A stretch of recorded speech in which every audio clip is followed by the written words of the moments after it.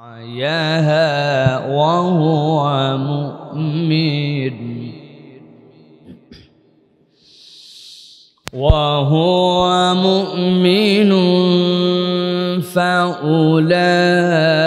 فأولئك كان سعيهم مشكورا.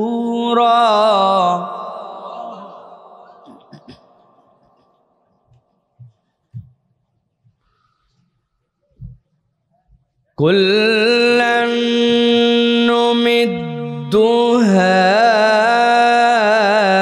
هؤلاء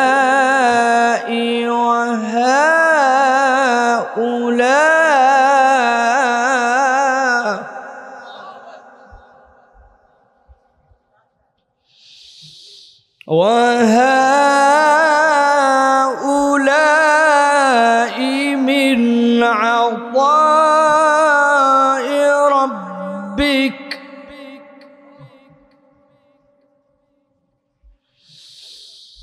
كلا نمد هؤلاء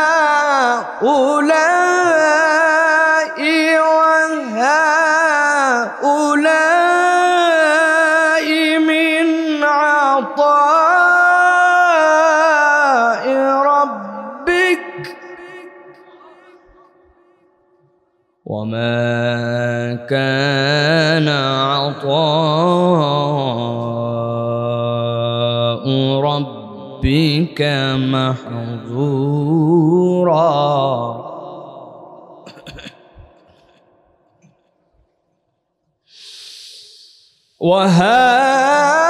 وهؤلاء من عطاء ربك وما كان عطاء ربك محظورا.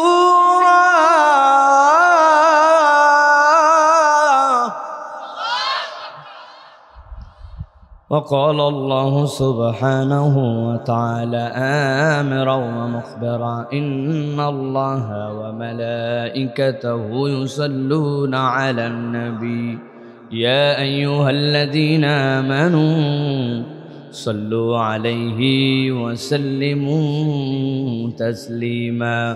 اللهم صل على محمد وعلى آل محمد كما صليت على إبراهيم وعلى آل إبراهيم إنك حميد مجيد.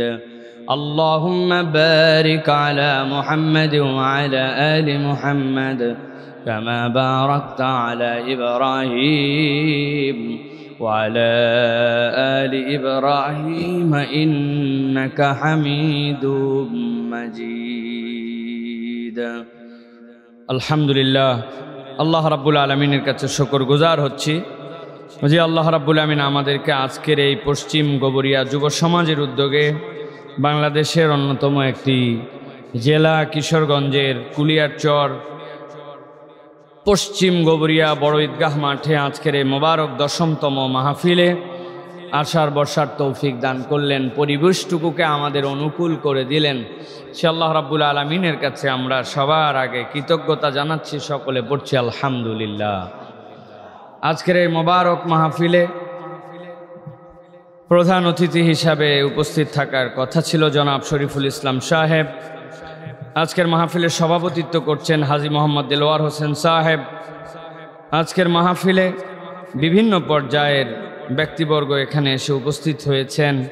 বিশেষত আজকে আছেন এখানে জনাব মশিউর রহমান সাহেব, নুরুল মিল্লাত সাহেব, জনাব হাবিবুর রহমান হান্নান সাহেব, সালাউদ্দিন খান শাহজাহান সাহেব, জনাব মহসিন রানা সাহেব এবং মাসুদ আহমেদ সাহেব সহ বিভিন্ন পর্যায়ের গণ্যমান্য ব্যক্তিবর্গ যারা এখানে এসে উপস্থিত হয়েছেন। কথা বলেছেন আপনাদের কাছে হযরত মাওলানা আতাউর রহমান সাহেব এবং কিছুক্ষণ পূর্ব পর্যন্ত আপনাদের কাছে কথা বললেন আমাদের অত্যন্ত ভালোবাসার হাফেজ মাওলানা আহমদ আলী মোল্লা হাফিজাহুল্লাহ ওয়া রাআ। তিনি চমৎকারভাবে কোরআন সুন্নাহ থেকে আপনাদের কাছে আলোচনা উপস্থাপন করেছেন। প্রিয় ভাইয়েরা, আজকে আমরা এখানে এসে হাজির হয়েছি কোরআনুল কারীম থেকে কিছু কথা শোনার জন্য, কিছু কথা জানার জন্য। কুরআনুল কারীমের যে কথাগুলি বলা হবে এই কথাগুলি এরকম নয় যে জীবনেও কোনোদিন আপনারা শোনেন নাই অথবা নতুন করে এর মধ্যে থেকে আবিষ্কৃত হয়েছে আয়াত, এরকম নয়। বরং যে কথাগুলি এইগুলি আমাদের জন্য সেই কল্যাণকর কথা, যেই কথা আল্লাহ রাব্বুল আলামিন কুরআনুল কারীমে বলতে নির্দেশনা দিয়েছেন। আল্লাহ বলেছেন ফাযাক্কির ফাইন্নায যিকরা তানফাউল মুমিনিন। আল্লাহ বলছেন হে রাসূল আপনি স্মরণ করান, এই স্মরণ করানোর দ্বারাই উম্মত উপকৃত হবে। সুবহানাল্লাহ বলেন। আচ্ছা, আপনাদের কখনো জিজ্ঞাসা আসে নাই মনে যে ফাইন্নায যিকরা, আল্লাহ যে বলেন এই স্মরণ তানফাউ, উপকার করবে। কি উপকার করবে? কুরআনুল কারীম শুনলে কি উপকার? কেউ বলতে পারেন সওয়াব হবে, তাই না ভাই? কি উপকার? সওয়াব হবে।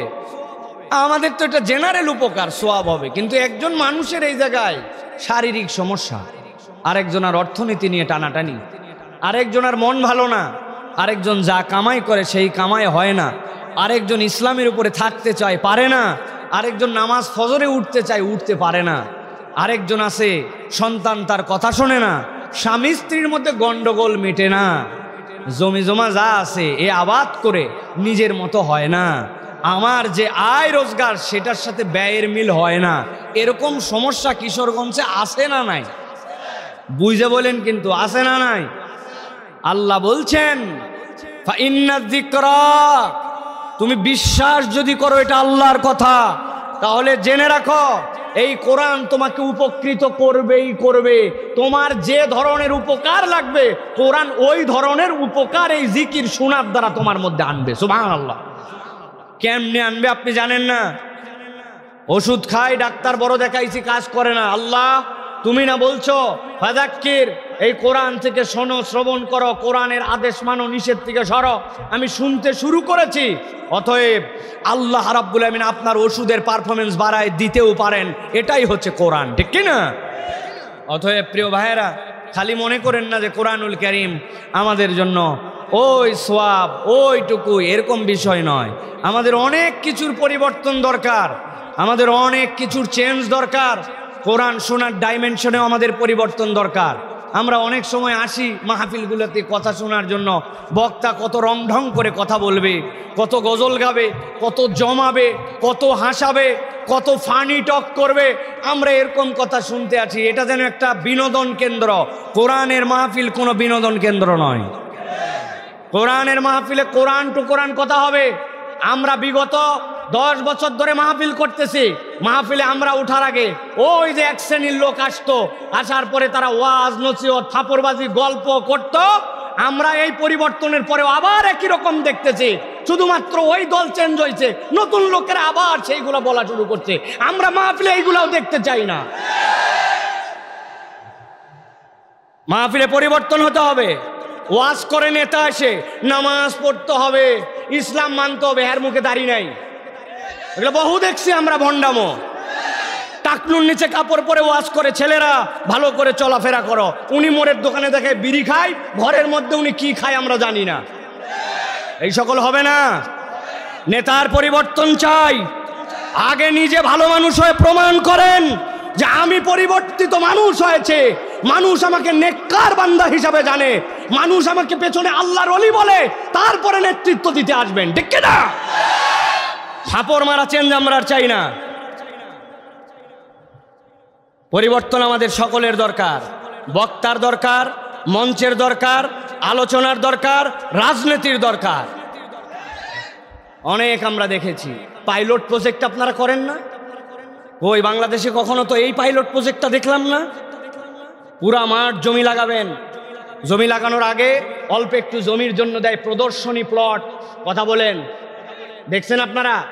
কারণ কি প্রদর্শনী প্লট দেওয়ার কারণ? পুরো মাঠটুকুতে যদি প্রথম বছরে এই বীজ রোপণ করে দেওয়া হয়, না জানি যদি এটা ব্যর্থ হয় তাহলে পুরা এলাকার মানুষ তো এলোমেলো হয়ে যাবে, খাদ্য সংকট দেখা দিবে। এই জন্য আগে প্রদর্শনী প্লট বানায়। এইটা প্রদর্শনী প্লট, দেখেন কি পরিমাণ ধান হয়েছে, কি পরিমাণ গম হয়েছে, কি পরিমাণ আলুর ফলন হয়েছে, ওইটা দেখে দেখে মানুষ লাগায়, ঠিক না? এত প্রদর্শনীর প্লট দেখলাম আমরা, দেখলাম কমিউনিজম আমরা দেখলাম গণতন্ত্র, আমরা দেখলাম মানুষের বানানো আইন, আমরা দেখলাম আমেরিকার মতবাদ, আমরা দেখলাম চাইনিজ মতবাদ, নানান আইন, নানান কানুন, ব্রিটিশ আইন, আমরা সব দেখলাম। কেন?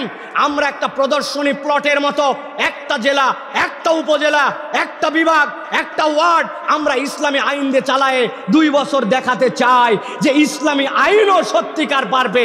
পুরা দেশ তো আপনারা মানবেন না, একটা জেলা অন্তত দেখান, ঠিক না? দেখেন, আপনারা মুখস্থ করে ফেলবেন, ওয়ালে ওয়ালে লিখবেন, খাতায় খাতায় লিখবেন, ফেসবুকে ফেসবুকে পোস্ট দিবেন। আল্লাহর আইনের কোনো সাইড এফেক্ট নাই। বলেন, মুখ দিয়ে বলেন, কি লিখবেন?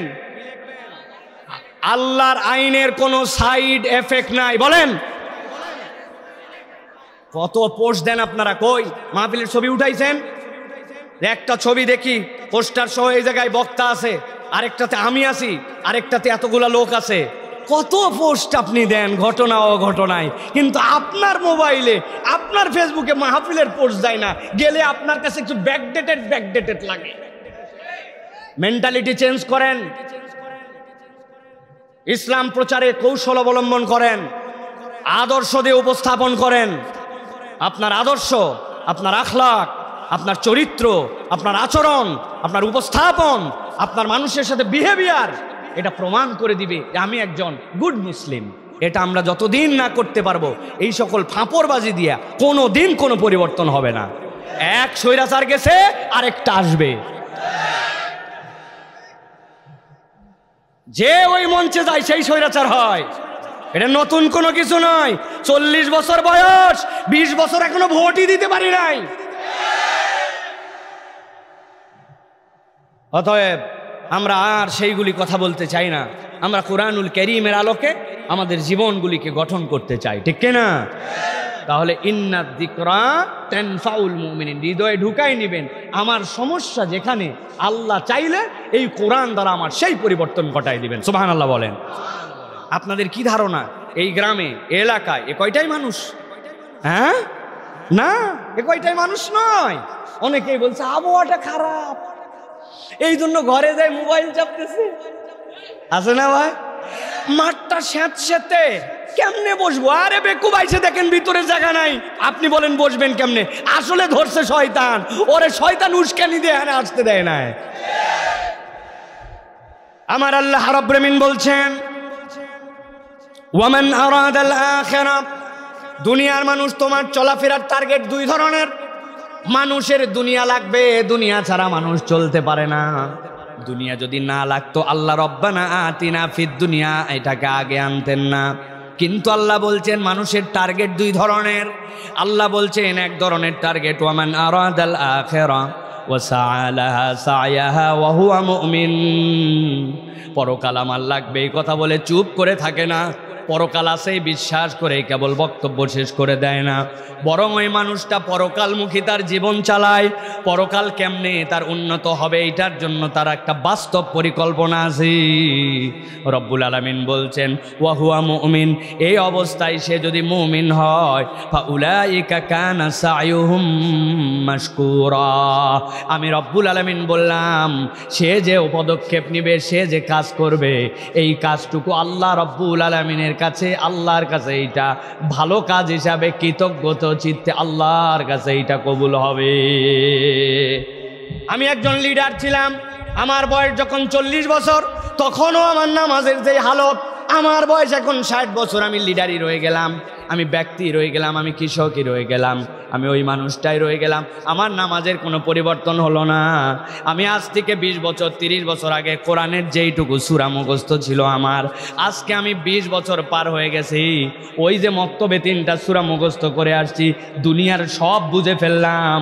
দুনিয়াতে আমাকে মানুষ জ্ঞানবান মনে করলো, কিন্তু আমার সূরার উন্নতি হয়ে নতুন একটা আয়াত আর মুখস্থ হলো না। আমাদের সমাজে এই রকম আমাদের মধ্যেও মুসলমান নামদারি মানুষ আছে কিনা? আল্লাহ রাব্বুল আমিন এই জন্য বলছেন, ও দুনিয়ার মানুষ ভালো করে বোঝো, কুল্লান নুমিদ্দু হাউলাই ওয়া হাউলা,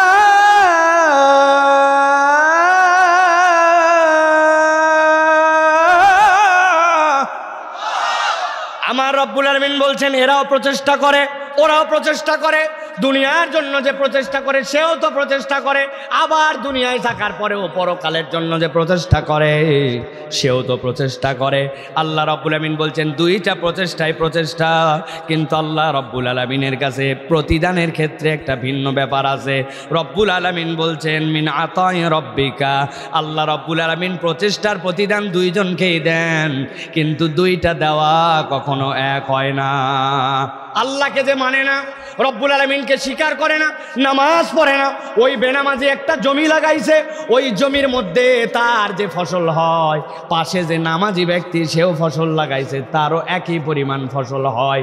নামাজি লাগাইছে তারও 20 মণ, বেনামাজিও 20 মণ, তাহলে ফসল তো দুইজন একই রকম পেল।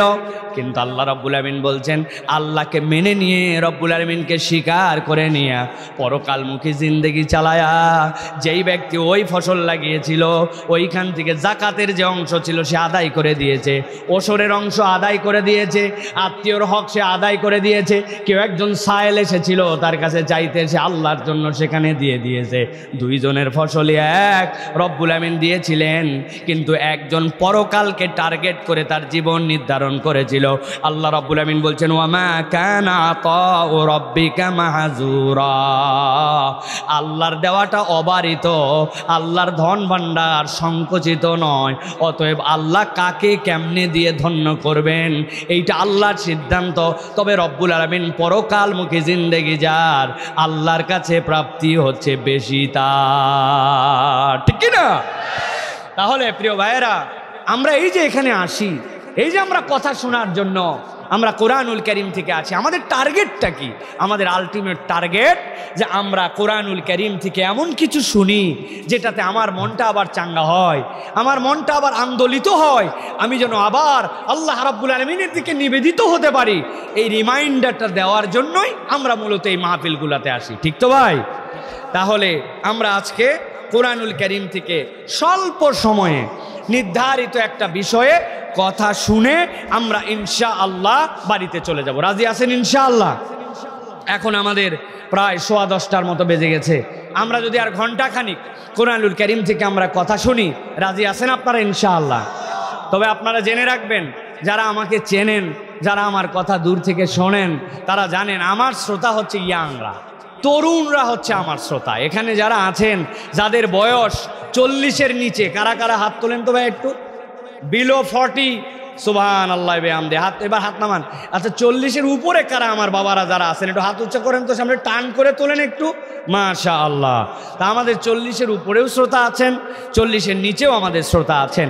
তা আমি বেসিক্যালি কথা বলি আমার ইয়াংদের জন্য, আমার তরুণদের জন্য। আমাদের মুরব্বীরা এখানে আছেন, জীবনে এত ওয়াজ শুনেছেন। এই যে আমাদের অতিথিরা আসছেন প্রতিনিধি হিসাবে, উনার কাছে শুনে দেখেন যে আপনি ভাই জীবনে কয়টা মাহফিলে গেছেন। উনি গুণে বলতে পারবে না যে উনি তার জীবনে কত মাহফিলে গেছে। আপনার আমার বয়সের থেকে ওনার মাহফিলে অ্যাটেন্ড বেশি, ঠিক না?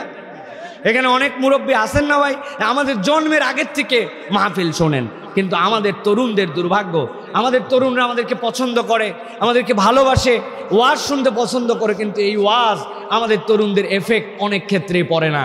আমি একদিন এক মাঠের মধ্যে গাড়ি দাঁড়ি করিয়েছি, পাশে দাঁড় করিয়ে এখন নামাজ পড়বো, দেখি মাঠে কে জানি ধান লাগাচ্ছে, আর ওই তার লুঙ্গি, যেইটা লুঙ্গি আপনাদের এলাকায় কি বলে জানি না, আমাদের এলাকায় বলে মাল কাচ্চা দেওয়া, আপনারা কি বলেন? লেংটি দেওয়া, লেংটি দিয়া একবারে টাইট মতো বাইন্ধে কোমরের মধ্যে একটা মোবাইল গুজায় রাখছে, ওই জায়গায় ধুমায় ওয়াজ চলতেছে আর উনি সুন্দর করে ধান লাগাচ্ছে। তাই আমি বললাম ভাই ওয়াজ শুনতেছেন আর ধান? বল ভাই আমি গান শুনি না, আমি ওয়াজ শুনি। তো মাশাআল্লাহ, ওয়াজ যে আপনি শুনতেছেন, কিন্তু এই দিকে যে আপনার খবর হয়ে গেছে, আপনি যে এই যে হাঁটুর উপরে কাপড় তুলে ফরজ তরক করে ফেলছেন, ভাই হুজুর ধান লাগাতে হলে হাঁটুর উপর কাপড় তোলাই লাগে, আপনি জান। তা আমার এই বিদায় করে দিছে। দেখুন আমাদের ওয়াজ যদি এরকম হয় যে এই ওয়াজ আমাদের হাঁটুর নিচে কাপড় নামায় না, তাইলে তো বড় বিপদ ভাই। দাদা নাতি দুইজন নাকি ওয়াজ শুনছে, ওয়াজ শোনার পরে ছোট্ট একটা খাল আছে, খাল পার করে ওই পারে যাবে।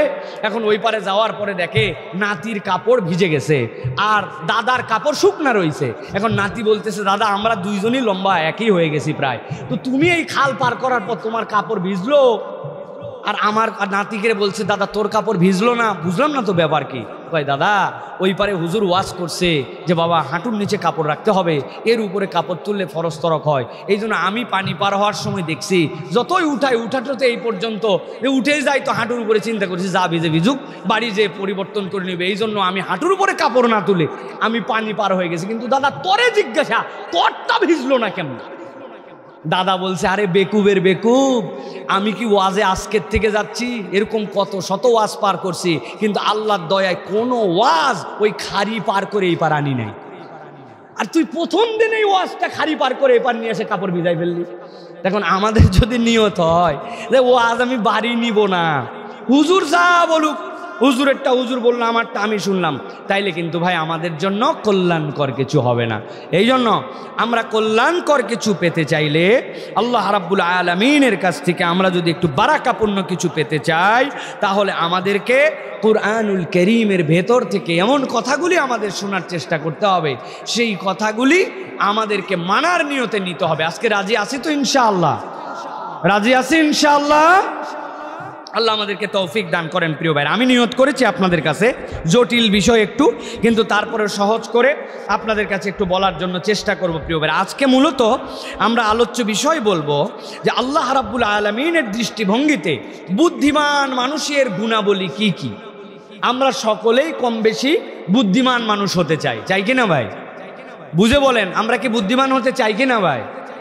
এখন আমরা বুদ্ধিমান সকলেই হতে চাই, কিন্তু এই বুদ্ধিমানের সংজ্ঞা কি? দুনিয়াতে নানান ধরনের বুদ্ধিমান আছে। একজন বলতেছে ভাই ওই দোকানদার যে ব্যবসা করে, বাপরে বাপ এত চালাকের চালাক, ওর দোকানে গেলে কাস্টমার আর কোনোভাবেই সরে যাওয়ার উপায় নাই। একজন বলছে উনার টেকনিক কি? উনি বলতেছে উনার দোকানে যেই সময় কাস্টমার যাক, সকাল 11টার দিকে কাস্টমার গেছে, যাওয়ার পরে বলতেছে বাবা আপনি হচ্ছেন আমার বউনির কাস্টমার, আর আপনি আমার চেনা লোক বলে কেনা দামে মালটা দিলাম। 11টার সময় কাস্টমার কেমনে ওর বউনির হয়? আর ওই লোকের জীবনে দেখে নাই, কিন্তু ওরে বলতেছে আপনি আমার চেনা লোক, আর কেনা দামে দিলাম বলে ওর মন জয় করে মালের উপরে 500-700 টাকা ওই জায়গাতেই ওর কল্লা কেটে ফেলছে। তো এখন এই লোকটাও নিজেকে নিজে মনে করতেছে বুদ্ধিমান, কিন্তু বলেন তো ভাই কোরআন সুন্নাহর দৃষ্টিভঙ্গিতে প্রতারক, মিথ্যাবাদী, ঠকায় যে এ কখনো বুদ্ধিমান? কথা বুঝে বলতে হবে বুদ্ধিমান। আমি কিন্তু মুরব্বীদের উত্তর নিব না, আমি ইয়াংদের উত্তর নিব, তাহলে এই মানুষটা বুদ্ধিমান নয়। তাহলে আজকে আমরা কোরআনুল কারীমের আলোচ্য সময়ে দেখার চেষ্টা করব আল্লাহর ভাষায় এই দুনিয়ার বুকে প্রকৃত বুদ্ধিমান কারা এবং এই বুদ্ধিমানের গুণাবলী কি কি। কোরআন হাদিস থেকে অল্প একটুখানি জ্ঞান নিয়ে আমাদের যদি এর মধ্যে ল্যাকিংস থাকে সেটা আমার লাইফে ঢুকাবো, আর যদি কোনো বাড়তি কিছু থাকে সেটা বাদ দিয়ে দিব। এই নিয়ত করে আমরা যদি এই কথাগুলো শুনে যাই, তাহলে ইনশাআল্লাহ আমাদের দুনিয়া আখিরাতে কল্যাণ হবে। বলেন আল্লাহুম্মা আমিন। আমরা শুনতে রাজি আছি ইনশাআল্লাহ? আল্লাহ আমাদেরকে তৌফিক দান করুক, বলেন আল্লাহুম্মা আমিন। চলেন তাহলে আমরা দেরি না করে আমরা মূল আলোচনার মধ্যে আমরা প্রবেশ করব। প্রিয় ভাইরা, বিতাড়িত শয়তান থেকে আশ্রয় প্রার্থনার নিয়তে একটা জবানও যেন বন্ধ না থাকে, সকল জবানে সমস্বরে শয়তান থেকে, বিতাড়িত শয়তান থেকে আশ্রয় প্রার্থনা করে আমরা পড়ছি আউযু বিল্লাহি মিনাশ শাইতানির রাজিম বিসমিল্লাহির রাহমানির রাহিম أفمن يعلم أنما أنزل إليك من ربك الحق كمن هو أعمى إنما يتذكر أولو الألباب الذين يوفون بعهد الله ولا ينقضون الميثاق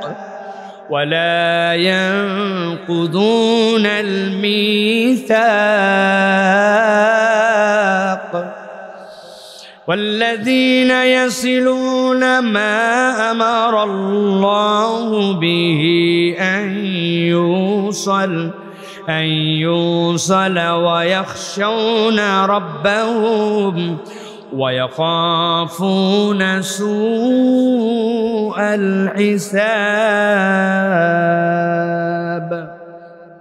আল্লাহ রাব্বুল আলামিন আমাদের কাছে কোরআনুল কারীমের সূরা রদ, এই সূরা রদের 19 নম্বর আয়াতে কারিমা থেকে আল্লাহ রাব্বুল আলামিন বলছেন, দুনিয়ার মানুষ, আমি তোমাদের কাছে একটা পরিচয় তুলে ধরতে চাই। পরিচয়টা হচ্ছে দুনিয়ার বুকে কারা প্রকৃত জ্ঞানবান, কারা প্রকৃত বুদ্ধিমান।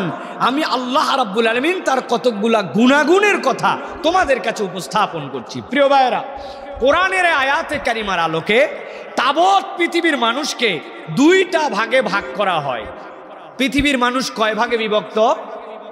কথা বলতে হবে, কয় ভাগে? দুই ভাগে। একটা ভাগ হচ্ছে, একটা দল হচ্ছে অজ্ঞান পার্টি। কি পার্টি? মুখ দিয়ে বলেন, কি পার্টি? আরেকটা পার্টি হচ্ছে সজ্ঞান পার্টি। তাহলে পার্টি কয়টা? এখন what is the definition of senseless party? যেই পার্টির জ্ঞান নাই, অজ্ঞান পার্টি কাকে বলে?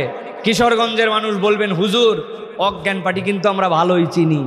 কোনো ব্যাপারী টাকা পয়সা এইগুলা নিয়ে হাট বাজার করার পরে হঠাৎ করে যাচ্ছে, একটা মলম পার্টি তার সাথে যুক্ত হয়েছে, হওয়ার পরে চোখের মধ্যে লাগায় দিছে মলম, অথবা কলার মধ্যে খাওয়াই দিছে কিছু, বা বিস্কুট বা পানিতে দিছে, এরপর ওই লোক অজ্ঞান হয়ে পড়ে গেছে। এই পার্টি হচ্ছে অজ্ঞান পার্টি। ঠিক না ভাই?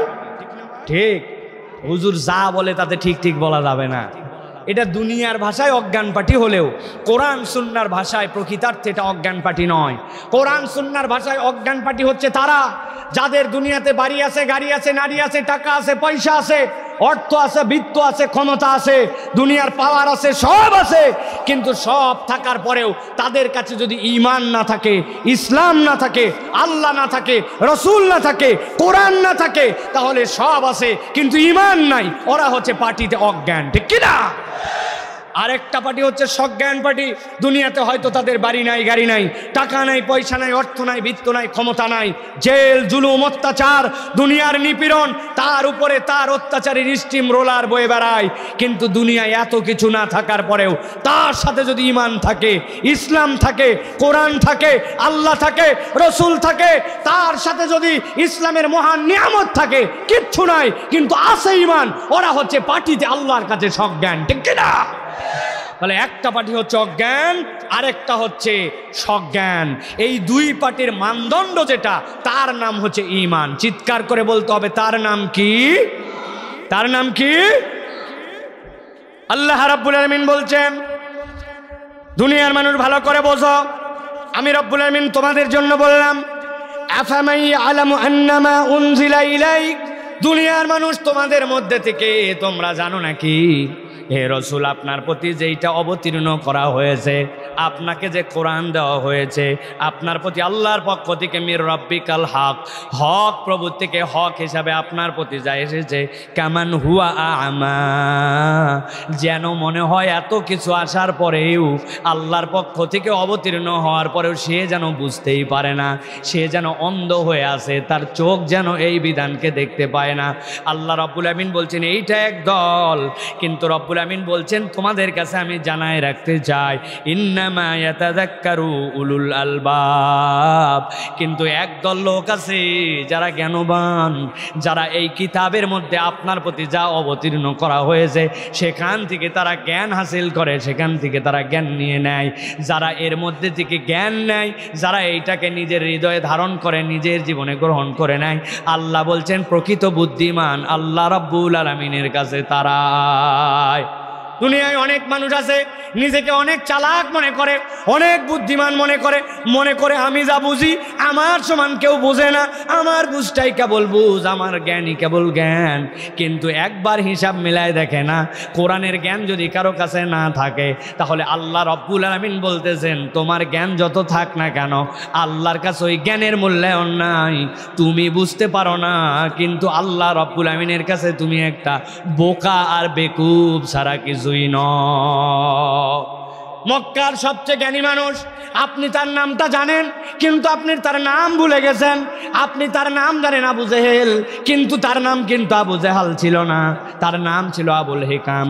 কিন্তু আল্লাহদ্রোহী হওয়ার কারণে, ইসলাম বিমুখ হওয়ার কারণে, কোরআনের পক্ষে না থাকার কারণে এমন আবু জেহেল হয়েছে সে, যে কিয়ামত পর্যন্ত তার মূল নাম হারায় গেছে, হয়ে গেছে সে আবু জেহেল।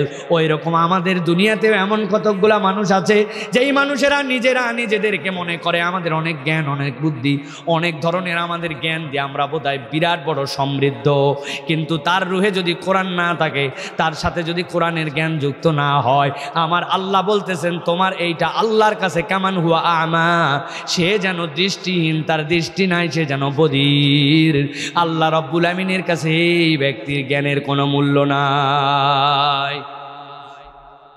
সাম্প্রতিক সময় আমরা দেখেছি বিশাল বড় পণ্ডিত মানুষ, নাম মেনশন করে বলছি না, বাংলাদেশের সব মানুষ প্রায় তাকে চেনে, ইন্টেলেকচুয়াল মানুষ, মানুষ মনে করে তিনি জীবন্ত লাইব্রেরি, এখনো বেঁচে আছে, ইউনিভার্সিটির প্রফেসরগিরি করে, কিন্তু তার জ্ঞানের লেভেল এমন জায়গায় গেছে, গত 2 দিন আগে তিনি যখন সেমিনারে কথা বলতেছে যে এখনকার নতুন টার্ম আসছে, নতুন দুনিয়া আসছে, এখন LGBTQ যেইটা সমকামিতা, এক সময় এইটা না চললেও এখন মানুষের রুচি পরিবর্তনে এইটা সমাজে মেনে নেওয়া লাগতেও পারে। তার পক্ষে তিনি আবার যুক্তি দেখাচ্ছেন, এটা ব্যক্তিগত অভিরুচি। আল্লাহ রাব্বুল আলামিন কোরআনুল কারীমের মধ্যে বলছেন, ইন্না খলাকনাকুম মিন যাকারিন ওয়া উনসা ওয়া জাআলনাকুম শুউবান ওয়া ক্বাবাইলা লিতাআরাফু ইন্না আকরামাকুম ইনদাল্লাহি আতকাকুম। এই দুনিয়ার মানুষ, আমি আল্লাহ তোমার স্রষ্টা, আমি জানালাম, আমি তোমাকে পুরুষ করে সৃষ্টি করেছি, নারী করে সৃষ্টি করেছি, আর একজন পুরুষ নারীকে বিবাহ করব, নারী পুরুষকে বিবাহ করবে, এর বাহিরে আর কিছু থাকতে পারে না। এর বাহিরে যারা অনধিকার অজাচার চর্চা করেছিল, লূত আলাইহিস সালামের কওমকে আমি ধ্বংস করে দিয়েছিলাম, অতএব আল্লাহর বিধানে কিয়ামত পর্যন্ত এটা নিষিদ্ধ। আর দুনিয়াতে এত PhD, এত জ্ঞান অর্জন করার পরে বলে এটা মানুষের অধিকার হতেও পারে, কেউ যদি করে তো ঝামেলা কি, এই নিয়ে আমাদের কথা বলার দরকার নাই, এইটা মানুষের সাথে সাথে রুচির পরিবর্তন হয়েছে, এইটা যদি কেউ বলে তাহলে বুঝে বলেন তো আল্লাহ এবং তার রাসূলের দৃষ্টিভঙ্গিতে ওইটা কি জ্ঞানী নাকি জাহেল? কিন্তু ভাব ধরে আছে আমি বড় জ্ঞানী, আমার থেকে বড় জ্ঞান কারো নাই। এক নাপিতের দোকানে নাকি একজন চুল কাটতে গেছে, যাওয়ার পরে নাপিত বলছে যে চুল তো কাটতেছেন, কিন্তু একটা ঘটনা আপনাকে দেখাতে চাই। বলছে আমি আইছি চুল কাটার জন্য, কি ঘটনা আবার তুমি আমারে দেখাবা?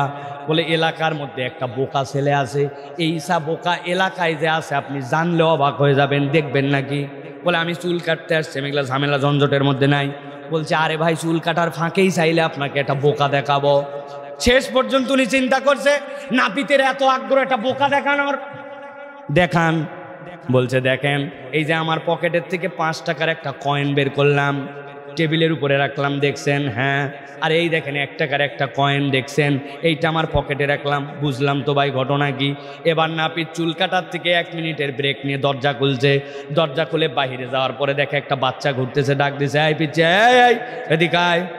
পিচ্ছি সাথে সাথে দৌড়ায় ঘরে আসছে, আসার পরে বলতেছে ওই দেখ টেবিলের উপরে ওইটা কয় টাকার কয়েন? বলছে 5 টাকা। পকেটের থেকে বের করে বলছে এটা কয় টাকা? বলছে এটা 1 টাকা। বলছে আমি তোকে একটা কয়েন দিতে চাই, এই দুইটার মধ্যে কোনটা নিবি? বলছে আপনার হাতেরটা। 1 টাকার কয়েন ওরা দিয়ে দিছে, সাথে সাথে 1 টাকার কয়েন নিয়ে বাইরে চলে গেছে। এইবার নাপিত বলছে যেই লোক চুল কাটতেছিল তারে, যে বলছিলাম না এলাকায় একটা বিখ্যাত বোকা আছে, বললাম 5 টাকার কয়েন, চোখের সামনে রাখা নিল না, 1 টাকার কয়েন নিয়ে চলে গেল, কেইসা বোকার বোকা। এই কথা বলে নাপিত আবার চুল টুল কাটতেছে, আর এই লোক চিন্তা করতেছে ঘটনা তো তাই রে, 5 টাকা বলার পরে 5 টাকা না নিয়ে 1 টাকা নেই, এইসব বোকা আছে নাকি দেশে? চুল টুল কাটা শেষ, চুল কাটার পরে বাহিরে বের হয়ে দেখে ওই পিচ্ছি একটা আইসক্রিম খাচ্ছে আর মাঠের মধ্যে দৌড়াদৌড়ি করে ঘুরে বেড়ায়। ওই লোক তখন ডাক দিছে, এই বেটা দিকায় আসছে। বলে কি ঘটনা? বলে বেটা আমি তখন ভিতরে ছিলাম, নাপিত বললো একটা বোকা দেখবেন নাকি বলে তোরে ডাক দিল, ডাক দিয়ে 5 টাকার কয়েন টেবিলে রাখলো, 1 টাকার কয়েন পকেটে, দেখালো কোনটা নিবি, তুই 1 টাকা নিলি কেন, তুই এত বোকা কেন? বলছে ও তাহলে ঘটনা এই জন্যই আমারে ডাকছেন। ঘটনা শোনেন তাহলে, এই যে চালাক আর বোকার খেলা, এটা বিগত 3 মাস ধরে চলতেছে। আজকে যদি আমি 5 টাকার কয়েন নিয়ে নেই, কালকের থেকে টাকা দিবে না, কিন্তু খেলা দেখাতে যায় 3 মাসে 90 টাকা গেছে। আজকে 5 টাকা নিলে আগামীকালকে আইসক্রিমের পয়সা কই পাবো? নাপিত তো মনে করছে বাব্বারে বাব্বা, 5 টাকা দেখায় দিলাম আর নিলি না, আর 1 টাকা নিয়ে চলে গেল, বোকার বোকা। আসলে ও বুঝতে পারে নাই 90 টাকা তার বের হয়ে গেছে আসল বোকাকে। অতএব আপনি মনে করছেন কোরআন থেকে সরে যে কোরআনের জ্ঞান না থাকে বিশাল বড় পণ্ডিত হয়ে গেছেন। যেই ব্যক্তি কোরআনের আইনের বিরোধিতা করবে, কোরআনের মধ্যে যা আছে ওইটা বোধগম্যতায় অর্জন করবে না, দুনিয়ার দৃষ্টিভঙ্গিতে চালাক হতে পারে, কিন্তু আল্লাহর দপ্তরে তার চালাকির কোনো দাম থাকবে না। ঠিক কি না? এই জন্য প্রিয় ভাইয়েরা, আল্লাহ রাব্বুল আমিন সূরা রদের মধ্যে কয়েকটা আয়াতে কারিমা আপনাদের কাছে বলবো। রব্বুল আলামিন বলছেন, প্রকৃত তুমি যদি বুদ্ধিমান হতে চাও বান্দা, আমি রব্বুল আমিন তোমাকে বুদ্ধিমান হিসেবে দেখতেও চাই। আমি তোমার বুদ্ধিমানের কতগুলা গুণাগুণ বর্ণনা করে দিচ্ছি। সিম্পল কথা, আল্লাহর কথার মধ্যে কোনো মারপ্যাচ নাই, আল্লাহর কথার মধ্যে টেনে টেনে লম্বা করার কোনো কারবার নাই, সহজ কথা, জানা কথা। কিন্তু আমি একটু 2-1টা তাফসীর এবং 2-1টা উদাহরণ মিলায়া আপনাদের কাছে একটু বলে দিতে চাই। শুনতে রাজি আছেন তো ইনশাআল্লাহ? প্রিয় ভাইয়েরা, আল্লাহ রাব্বুল আমিন বলছেন, বান্দারে তোমাদের যত গুণাগুণ, যেই গুণাগুণে তুমি বুদ্ধিমান হবে, তোমার 1 নম্বর গুণাগুণ কি হবে? বান্দা শোনো, আল্লাহ রাব্বুল আমিন বলছেন, আল্লাযীনা ইউফুনা বিআহদিল্লাহ।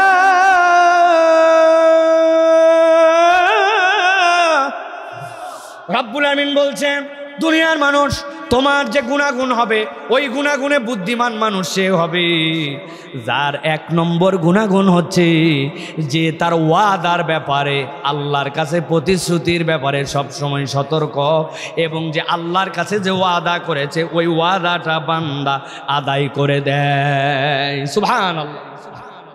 শুনলে মনে হচ্ছে কত সহজ কথা। আমি একজনের কাছে ওয়াদা করছি, ভাই তোমারে 10 টাকা দিব, আমি 10 টাকা দিয়ে দিলাম, তাহলে আমি প্রতিশ্রুতি আদায় করে ফেললাম। সিম্পল দাগে মনে হচ্ছে এইটুকু, কিন্তু মুফাসসিররা ব্যাখ্যা করছেন এত সিম্পল কথা এটা নয়। আল্লাহ রাব্বুল আমিন যে বলেছেন আল্লাযীনা ইউফুনা বিআহদিল্লাহ, এইটার ব্যাখ্যা আল্লাহ রাব্বুল আলামিন কোরআনুল কারীমে ভিন্নভাবে করেছেন। আল্লাহর সাথে আমাদের প্রকৃত ওয়াদা কি, আল্লাহর সাথে আমাদের প্রকৃত অঙ্গীকার কি? আল্লাহ রাব্বুল আমিন কোরআনুল কারীমের মধ্যে বলছেন, বান্দা মনে করো তোমার সাথে তোমার রবের একটা ওয়াদা ছিল। কি ওয়াদা? আল্লাহ কোরআনে বলছেন, ওয়া ইযা খাযা রাব্বুকা মিন বানি আদামা মিন যুহুরিহিম ওয়া যুররিয়াতাহুম ওয়া আশহাদাহুম আলা আনফুসিহিম আলাস্তু বিরাব্বিকুম ক্বালু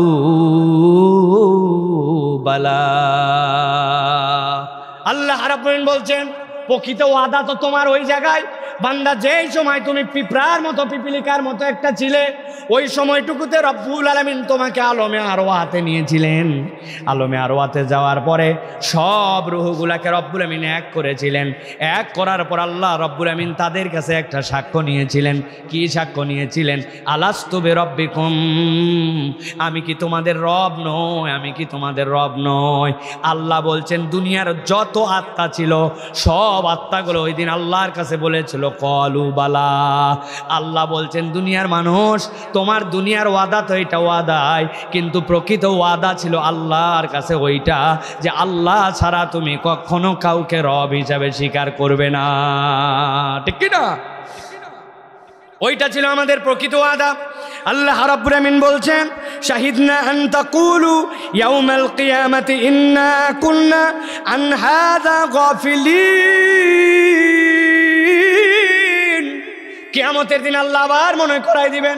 মনে করাই দেওয়ার পরে বলবেন, এই বান্দা তুই না বলছিলি ওই জায়গাতে যাওয়ার পরে যে রব্বুল আলামিন তোমাকে সাক্ষ্য নিয়েছিলেন আলাস্তু বিরাব্বিকুম ক্বালু বালা, কিন্তু আমার দুনিয়ার যে কর্মপন্থা, আমার দুনিয়ায় যে চালচলন, আমার দুনিয়ায় যে আমার সামগ্রিক অবস্থান, ওই জায়গাতে আমি আমার রবকে ভুলে গিয়েছিলাম, আমার খালিককে ভুলে গিয়েছিলাম, আমার ইলাহকে ভুলে গিয়েছিলাম। আল্লাহ মনে করাই দিচ্ছেন কিয়ামতের দিনে যাওয়ার পরে কিন্তু এই অবস্থা হবে। সেই জায়গায় বলবি, আল্লাহ আমি ভুলে গিয়েছিলাম, আমি গাফেল হয়ে গিয়েছিলাম।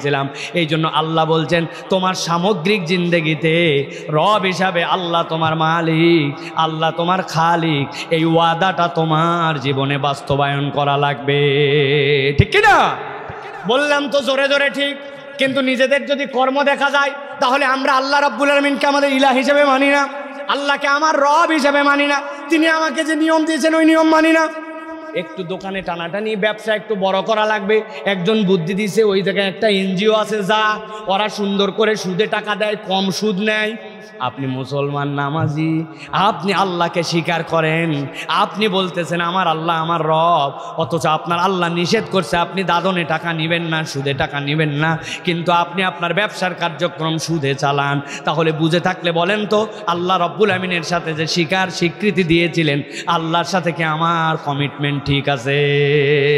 নাই। আল্লাহ রব্বুল আমিনের সাথে আমার কমিটমেন্ট ঠিক নাই। সুযোগ পাইলেই মিথ্যা কথা বলে, কথায় কথায় মুখ দিয়ে গালি দেয়। এই মানুষ আবার বলতেছে যে রব্বুল আলামিন আপনার কাছে আমি যে ওয়াদা করেছি আমার ওয়াদা ঠিক আছে, তা আপনার ওয়াদা আপনার কমিটমেন্ট আমার কমিটমেন্ট ঠিক হয় নাই। এই জন্য আল্লাহ রাব্বুল আলামিনের সাথে বান্দাকে ওয়াদাতে ঠিক রাখতে হবে, এটা 1 নম্বর গুণাগুণ, এটা আমাদেরকে সব সময় মনে রাখতে হবে। 2 নম্বরে আল্লাহ রাব্বুল আলামিন বলছেন ওয়ালা ইয়ানকুদুনাল মিসাক। দুনিয়ার মানুষ আরো একটা জিনিস তুমি সব সময় মনে রাখবা, তুমি যদি নিজেকে আল্লাহর কাছে জ্ঞানবান হিসেবে উপস্থাপন করতে চাও, মানুষের সাথে যদি তুমি প্রতিশ্রুতি দাও, কখনো তুমি যেন প্রতিশ্রুতির ব্যতিক্রম করবে না। বান্দা যদি প্রতিশ্রুতি দেয় একটা, বান্দার দায়িত্ব হচ্ছে সে প্রতিশ্রুতিকে সব সময় ধরে রাখবে, প্রতিশ্রুতিকে সব সময় পালন করার জন্য চেষ্টা করবে। যেই বান্দার সাথে ওয়াদার পরে সেই বান্দার প্রতিশ্রুতি ঠিক নাই, ওই বান্দার মূল্যায়ন আল্লাহ রাব্বুল আলামিনের কাছে নাই। এখন বাঙালির চরিত্রের সবচেয়ে বড় সমস্যা হচ্ছে, আমরা যদি কারো কাছে কিছু প্রতিশ্রুতি দেই, ওই প্রতিশ্রুতি আমরা রক্ষা করি না। ঠিক না ভাই? মিথ্যা কমিটমেন্ট আমরা করি, আমরা মানুষের থেকে ঋণ নেই, ধার নেই, বলে দেই আল্লাহ বাঁচায় রেখে, আল্লাহর কসম জীবন থাকলে কি না থাকলেই কি টাকা এই দিন তোরে দিয়ে দিব। একবার টাকা বেরোইছে মানে পাওনাদার তার পিছে ঘুরতে ঘুরতে অবস্থা খারাপ। আমরা আমাদের ওয়াদা কৃত প্রতিশ্রুতি আমরা রাখি না, আমরা মুসলমান মাত্রই প্রতিশ্রুতিহীন হয়ে গেছে। এই যে বাংলাদেশ, যেই বাংলাদেশে আমাদের ব্যাংকগুলাকে শেষ করে দিল, আমাদের ব্যাংকগুলাকে তলাবিহীন ঝুড়ি বানালো, কারা বানালো? এরা প্রত্যেকটা যারা ব্যাংক লুটেরা, এরা প্রত্যেকটা মানি গেম খেলছে, এরা ব্যাংকের মধ্যে মানি গেম খেলে খেলে আপনার আমার আমানতগুলাকে নষ্ট করছে। তারা নিজেদের এই দেশের টাকাগুলাকে বিদেশে পাচার করছে। কিভাবে? এক ব্যাংকে যায় বলছে তুমি আমারে 100 কোটি টাকা হাওলাত দাও, কি দিবে? তার বদলে দেখাইছে আমার এই প্রতিষ্ঠান এই মর্টগেজে আছে। ওই ব্যাংকের 100 কোটি টাকা নিয়ে আরেক ব্যাংকে যায় শোধ দিছে, দিয়ে বলছে এই ধরেন আপনার ব্যাংকে 100 কোটি টাকা আমার কাছে পাইতেন, এটা শোধ দিলাম, এখন আমারে 500 কোটি টাকা দেন। ব্যাংকালা দেখছে বাহ এই তো দিছে 100 কোটি, 500 কোটি টাকা নিয়েছে, ওইটা নিয়ে এর থেকে বড় একটা ব্যাংকে জমা দিছে। ওই টাকা দেওয়ার পরে বলছে আপনারে 500 কোটি টাকা যেই লোক দিতে পারে তারে আপনার 2000 কোটি টাকা দিলে সমস্যা কি? এই কৌশলে মানি গেম খেলায়া আর প্রতিশ্রুতির ব্যতিক্রম করায়া SIBL এর মতো ব্যাংকে যাবেন, বিভিন্ন ব্যাংকে যাবেন, তারা এত ঋণে জর্জরিত এমনভাবে যে এরা আপনার আমানত, জনগণের আমানত ফেরত দিতে পারতেছে না। তো এইটা কিভাবে হয়েছে? এইটা কি কোনো অমুসলমান করছে? আপনার কি মনে হয় কাফের মুশরিক করছে? ওই মুসলমান নামধারী, কিন্তু ইসলাম তার মধ্যে ঢোকে নাই। এই মানুষগুলাই প্রতিশ্রুতির ব্যতিক্রম করে করে, প্রতিজ্ঞা ভঙ্গ করে করে এরা ফ্রড হয়ে গেছে। অতএব আল্লাহ বলছেন দুনিয়ার দৃষ্টিভঙ্গিতে তুমি মনে করছো অনেক এগিয়ে গেছো, কিন্তু তুমি একটুকু আগাও নাই। তুমি যদি প্রতিশ্রুতি ভঙ্গ করো, আল্লাহ রাব্বুল আলামিনের কাছে তোমার কোনো দাম নাই। অতএব আজকের থেকে শপথ করতে হবে যে আমরা ওয়াদা করব, যেটা বুঝে সুঝে আমরা কখনো ওয়াদার ব্যতিক্রম করব না, আমরা প্রতিশ্রুতি ভাঙবো না। রাজি আছেন ইনশাআল্লাহ? আল্লাহ রাব্বুল আলামিন এরপরে বলছেন, দুনিয়ার মানুষ ভালো করে বোঝো, ওয়াল্লাযীনা ইয়াসিলুনা মা আমারাল্লাহু বিহি আন ইউসাল। আল্লাহ বলছেন, আমার দৃষ্টিতে আল্লাহ রাব্বুল আমিন জানাচ্ছেন তোমাদের মধ্যে জ্ঞানবান মানুষ হচ্ছে তারা। আল্লাহ রাব্বুল আমিন যেই সম্পর্ক রক্ষা করতে বলেছেন, আল্লাহ রাব্বুল আমিন যে সম্পর্কের ক্ষেত্রে তোমাদেরকে দাম দিতে বলেছেন, আল্লাহ রাব্বুল আমিন যে সম্পর্কের ক্ষেত্রে তোমাদেরকে বারবার সতর্ক করেছেন, তোমাদের আত্মীয়তার সম্পর্ক এবং পিতা মাতার সাথে তোমার যে রিশতাদারি যে সম্পর্ক, বান্দা আল্লাহর নির্দেশনা অনুযায়ী কখনো তোমরা জানো এই আত্মীয়তার সম্পর্ককে তোমরা নষ্ট করো না। আজকের পৃথিবীতে ফেসবুকের বন্ধুত্ব হয়েছে, সেই বন্ধুত্ব আমেরিকায় একজন জার্মানিতে একজন অমুক দেশে, কিন্তু নিজের ভাইয়ের সাথে নিজের সম্পর্ক নাই, নিজের বোনের সাথে নিজের সম্পর্ক নাই। আব্বা মারা গেছে অনেক আগে, এরপরে জমি জমার ভাগ বাটোয়ারার জন্য যে বিধান ছিল ওই বিধানের মধ্যে মুসলমান পরিচয় নিয়ে মুরব্বী হয়ে গেছে, নিজের মরার বয়স হয়ে যাচ্ছে, কিন্তু আজ পর্যন্ত বোনের জমিটুকু ঠিকঠাক মতো হক আদায় করে দেয় নাই। ছেলে মেয়ের মধ্যে আলাদা করে 2 নম্বর করেছে। এই রকম মুসলমান নামদারি মুরব্বী মানুষ এই এলাকায় আছে কিনা? আছে ভাই? ভালো করে বোঝেন। হজ করতে চলে যায়, ইবাদত বন্দেগী করতে চলে যায়, আল্লাহর দপ্তরে যে ক্ষমা চায়, কিন্তু সে জানে না সে যদি আত্মীয়তার সম্পর্ক রক্ষা করতে না পারে আল্লাহ রাব্বুল আলামিনের কাছে সে কখনো প্রকৃত মুসলমান হতে পারে না। হযরত আলী রাদিয়াল্লাহু তাআলা বলছেন, ও দুনিয়ার মানুষ, তোমরা কি জানো নাকি আল্লাহ রাব্বুল আলামিন যে বললেন ওয়াল্লাযীনা ইয়াসিলুনা মা আমারাল্লাহু বিহি আইয়ুসাল, আল্লাহ যে সম্পর্ক তোমাদের মধ্যে সম্পর্কিত করেছেন এই সম্পর্ক তোমরা রক্ষা করো। কেউ যদি দুনিয়ার বুকে 2টা নিয়ামত তার জীবনে পেতে চায়, আপনারা যদি মনে করেন এই 2টা জিনিস আমাদের দরকার, হযরত আলী রাদিয়াল্লাহু তাআলা পরামর্শ দিচ্ছেন, আমি আল্লাহর নবীর পক্ষ থেকে জেনে বলতেছি তোমাদের দুনিয়ার বুকে 2টা নিয়ামত তোমরা পেয়ে যাবে। মানুষ মাত্রই চায় তার রিজিকের মধ্যে যেন কখনো টানাটানি না হয়, আমার রিজিকে যেন বরকত হয়। আমরা চাই কিনা? আমরা কি চাই যে আমার হায়াতটা যেন সুন্দর হয়, আর কখনো এমন মৃত্যু যেন না হয় অপঘাতে মৃত্যু, যেই মৃত্যুতে নিজের মাথা একদিকে, হাত একদিকে, লাশ একদিকে ছিন্ন ভিন্ন হয়ে গেছে। অপঘাতে কেউ মৃত্যু চায় না, আর নিজের রিজিকটা বৃদ্ধি চায়।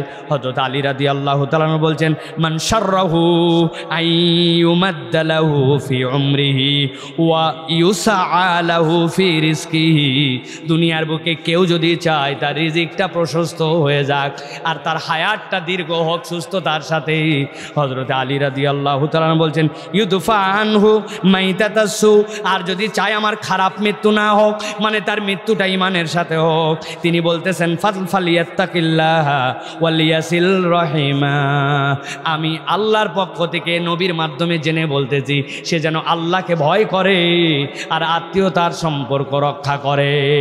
কেউ যদি আত্মীয়তার সম্পর্ক রক্ষা করে আল্লাহ রাব্বুল আমিন তাকে খারাপ মৃত্যু দিবেন না, আল্লাহ তার জন্য একটা সুন্দর দীর্ঘ হায়াত দিবেন, আর আল্লাহ রাব্বুল আমিন তার রিজিকের টানাটানি দূর করে দিবেন। সুবহানাল্লাহ।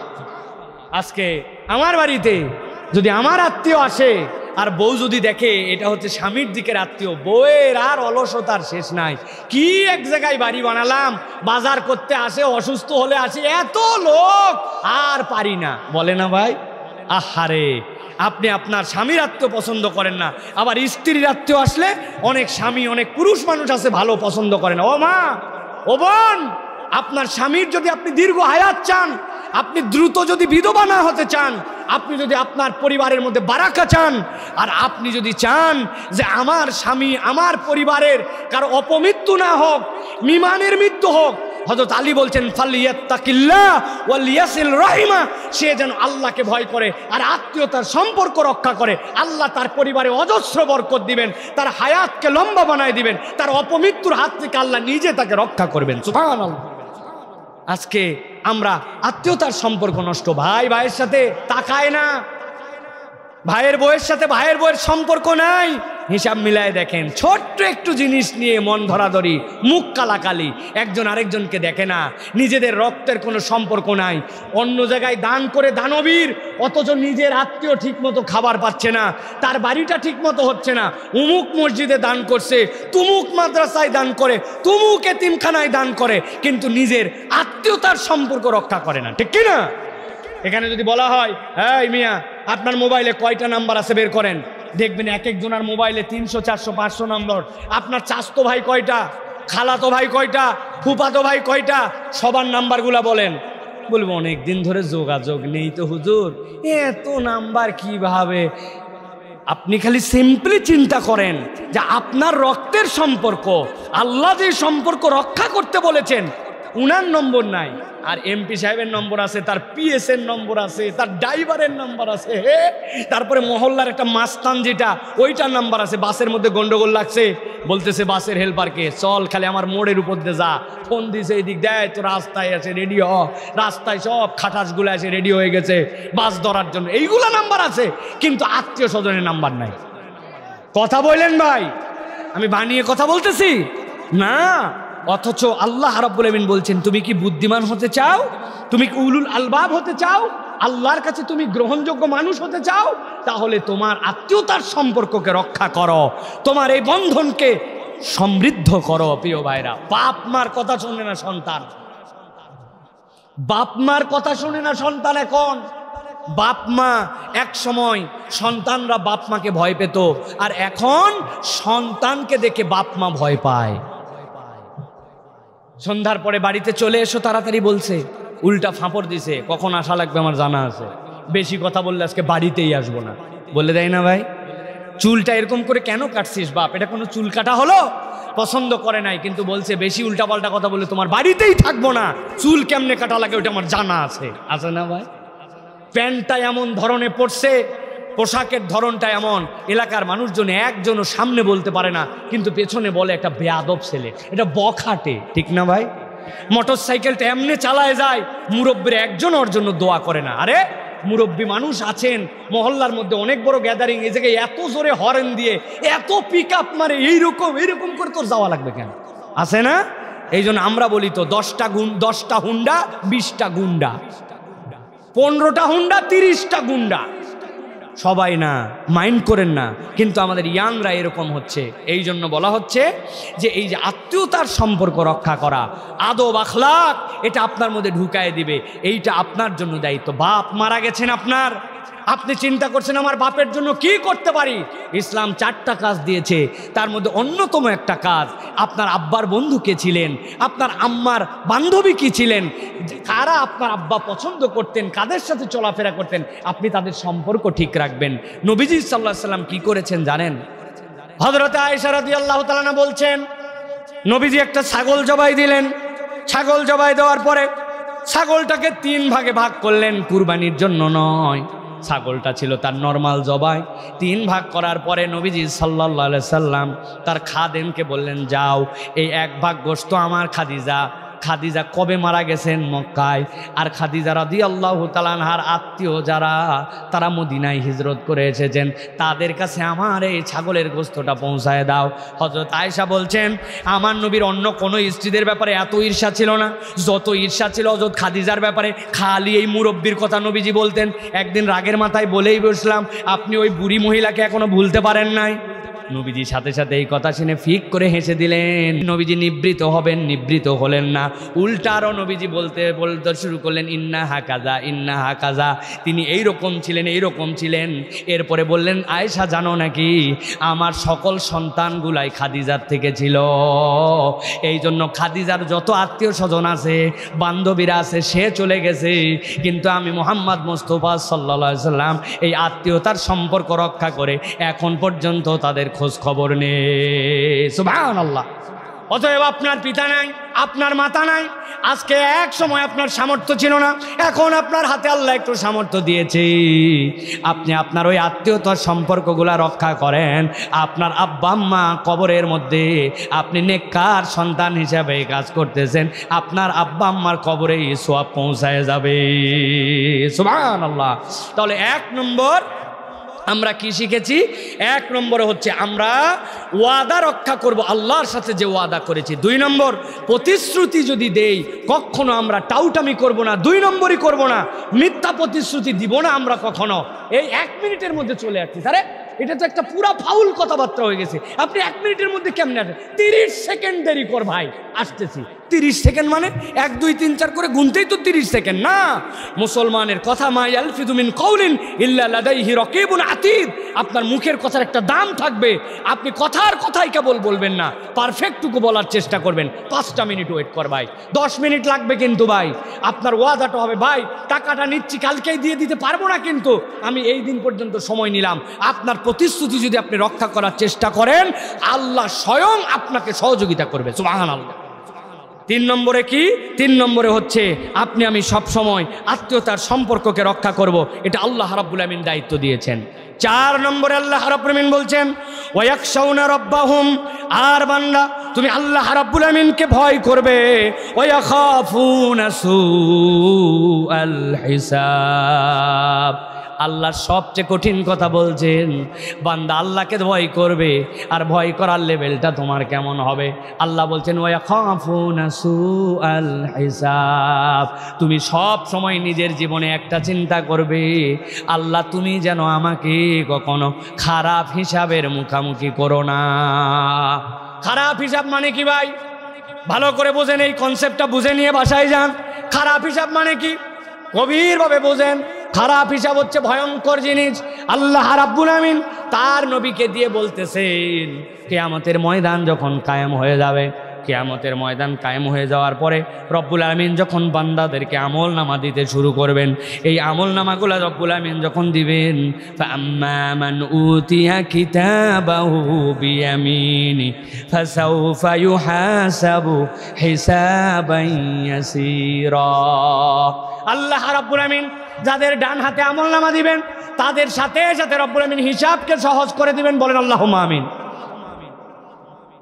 যেই না ডান হাতে আমল নামা আসবে, আল্লাহ বলছেন আনন্দে তারা উদ্বেলিত হয়ে যাবে। ওয়ানকালিবু ইলা আহলিহি মাসরুরা।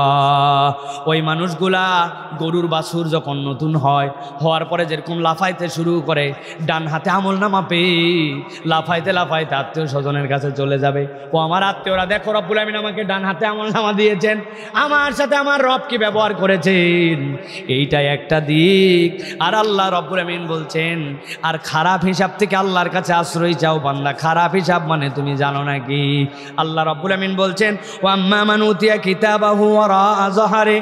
আল্লাহর একদল বান্দাকে রব্বুল আমিন ডাক দিয়ে পিছন দিক দিয়ে আমল নামা দিবেন। হাদিসের মধ্যে আসতেছে পিছন দিক দিয়ে আমল নামা দেওয়ার মানে নরমালি পিছন দিক থেকে আমল নামা দেওয়া নয়। রব্বুল আমিন ফেরেশতাদেরকে বলবেন ওই বান্দাকে ডাক দাও। ডাক দেওয়ার পরে বাম হাতটা তার ধরা হবে, ধরার পরে টান দিয়ে বড় করা হবে। নবীজি বলছেন ওই হাতটাকে টান দিয়া এরপরে বান্দার পিছন দিক দিয়ে ঢুকায় দেওয়া হবে। বান্দার কলিজা ভেদ করে সামনের দিকে হাত চলে আসবে। যেই না পিছন দিক থেকে হাত আসবে, ওই বান্দা এমন আহত হবে, এমন কষ্ট পাবে, ওই বান্দা আল্লাহর কাছে বলতে শুরু করবে রব্বুল আলামিন আমার যদি মৃত্যু হইতো তাহলে কতই না ভালো হতো, কিন্তু ওই বান্দার তো মৃত্যু হবে না। রব্বুল আমিন বলছেন ফাসাউফা ইয়াদউ সুবুরা ওয়া ইয়াসলা সাঈরা।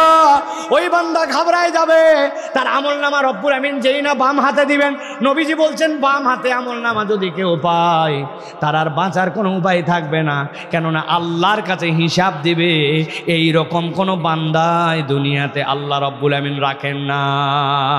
আল্লাহ যদি বলেন ইকরা কিতাবাক কাফা বিনাফসিকাল ইয়াউমা আলাইকা হাসিবা, আপনি মনে করেন না আল্লাহ আপনাকে কিতাব পড়তে বলছে তার মানে আমি আমার কিতাব পড়ে পড়ে হিসাব দিয়ে দিব, না না না। আল্লাহ যদি কাউকে একবার বলেন বান্দা হিসাব দে, ওইটাই তার জন্য সুউল হিসাব। কেননা বান্দাকে হিসাব দিতে বললে ওই বান্দা কখনো আল্লাহর সামনে একটা সকাল একটা সন্ধ্যারও হিসাব দিতে পারবে না। এই জন্য নবীজি সাল্লাল্লাহু আলাইহি সাল্লাম বলতেন আয় রব্বুল আলামিন তুমি আমার জন্য হিসাবকে সহজ করে দাও। আল্লাহুম্মা হাসিবনি হিসাবান ইয়াসীরা। আয় রব তুমি আমাকে হিসাব সহজ করো। মুফাসসিররা ব্যাখ্যা করছেন ও দুনিয়ার মানুষ, হিসাব সহজ করার মানে জানো নাকি? হিসাব সহজ করার মানে আয় আল্লাহ তুমি আমার হিসাবটা এমন ভাবে দাও যে আমাকে হিসাবে যেন দেওয়া না লাগে, তুমি আমাকে বিনা হিসাবে রব্বুল আলামিন তুমি আমাকে জান্নাতের রাস্তা দেখায় দাও। কেননা হিসাব চাইলে দুনিয়ার কেউ হিসাব দিতে পারবে না। অতএব সব সময় নিজের জীবনে এই কল্পনাটা রাখা যে রব্বুল আলামিন আমি তোমাকে ভয় করি, আর তোমার সামনে আমাকে দাঁড়াতে হবে, তুমি আমার সেই খারাপ হিসাবের সম্মুখীন কখনো করো না। আমার সব কাজগুলা যেন আল্লাহর সামনে এই দৃষ্টিভঙ্গিতে হয়। কথাগুলি খুব বেশি কঠিন নয়, মজার নয়, কিন্তু বোঝার কথা ভাই। কোনো এক জায়গায় যদি সিসি ক্যামেরা থাকে তাহলে ওইটা সিসি ক্যামেরা নিয়ন্ত্রিত, আমরা ওই জায়গায় নিয়ম কানুন মেনে চলি, তাই না?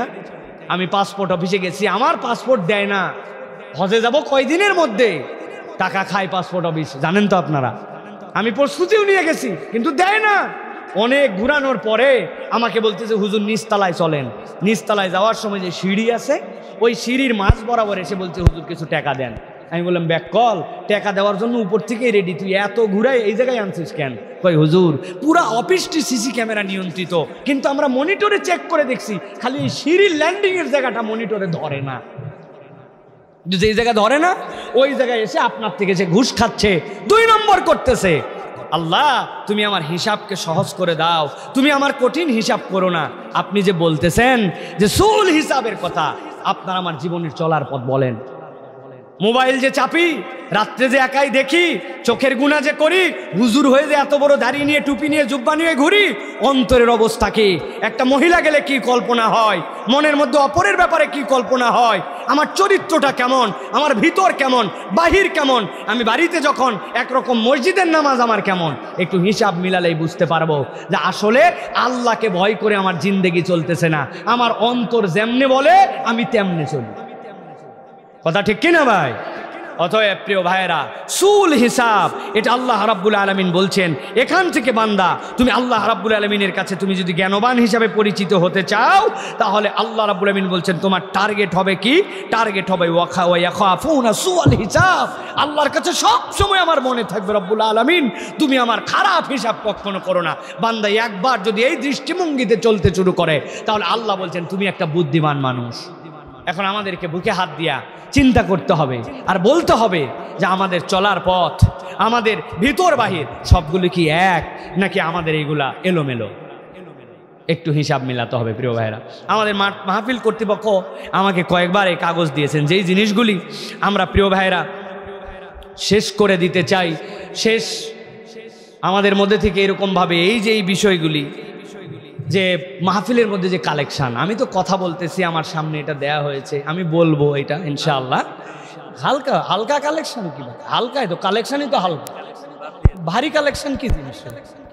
আমি কথা বলতেছি, মানুষজন যাদের শোনার তারা শুনতেছেন। আমি দেখছি এইটা মাহফিল এত বড় আয়োজন করলে তার খরচ আছে, এবং মাহফিল আমরা বলতে চাই সকলের কন্ট্রিবিউশনে হওয়াটাই ভালো, ঠিক না ভাই? তাহলে হবে কি আমার মাহফিল, আমি অন করবো এটা যে আমাদের মাহফিল। কেউ একজন টাকা দিয়ে দিয়েছে, মাহফিল হয়ে গেছে। এই ছেলেগুলা কি পরিশ্রম করছে আজকে, কিন্তু যে মাঠ যে পরিস্থিতি, তাতে কিন্তু মাহফিল হওয়ার কথা নয়, কিন্তু ওরা বালু টেনে মাটি দিয়ে আপনাদের বসার ব্যবস্থা করে এই কোরআনের হালাকাটা কায়েম করছে। তা আপনারা খুশি আছেন? যদি খুশি থাকেন 2টা হাত আল্লাহকে একটু উঁচু করে দেখান, হাত টান টান করেন, একটু শক্ত করে হাত উঁচু করেন, একটা তাকবীর দেন, লিল্লাহে তাকবীর। হয় নাই কিশোরগঞ্জের এটা তাকবীর হয় নাকি? হাত সোজা করেন। এই পিছনে যারা আছেন হাত উঁচু করেন, একটু নড়াচড়া দিয়ে একটা তাকবীর দেন।